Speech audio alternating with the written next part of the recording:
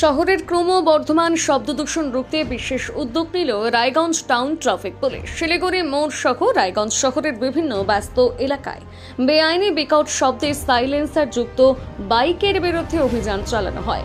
মঙ্গলবার ওই অভিযানে একাধিক মোটর বাইক আটক করে অতিরিক্ত শব্দ সৃষ্টিকারী সাইলেন্সার খুলে ফেলা হয় বলে পুলিশ সূত্রে জানা গিয়েছে।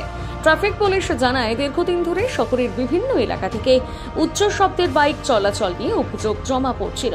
সাধারণ মানুষের অসুবিধে, পড়ুয়াদের সমস্যা এবং পরিবেশগত ক্ষতির কথা মাথায় রেখে নজরদারি আরও বাড়ানো হয়েছে। সেই অনুযায়ী এদিন হঠাৎ করে শহরের প্রবেশদ্বার ও গুরুত্বপূর্ণ মোড়ে নাকা চেকিং শুরু হয়। অভিযানে ধরা পড়া বাইক চালকদের প্রথমে সচেতন করা হয়। অতিরিক্ত শব্দযুক্ত সাইলেন্সার খুলে ফেলে বাইকে ফের কোম্পানির আসল সাইলেন্সার বসানোর নির্দেশ দেওয়া হয়। শব্দ দূষণ রোধে আইন মেনে চলার বার্তাও দেওয়া হয় চালকদের। এ বিষয়ে এক বাইক চালক যুবক কি জানিয়েছেন শুনুন।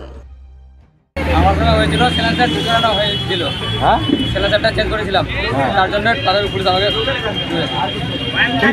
কি সাইলেন্সার লাগিয়েছিলেন? Modify silencer. কি হতো সেই সাইলেন্সার লাগাতে? কি হতো? আওয়াজ। মানে কিসের জন্য লাগিয়েছিলেন? মডিফাই করেছিলেন কিসের জন্য? ফোটানোর জন্য। হ্যাঁ, ভাটকা ফোটানোর জন্য। কি করার জন্য? ভাটকা ফোটানোর জন্য। ফাটাক্কা ফাটানোর জন্য।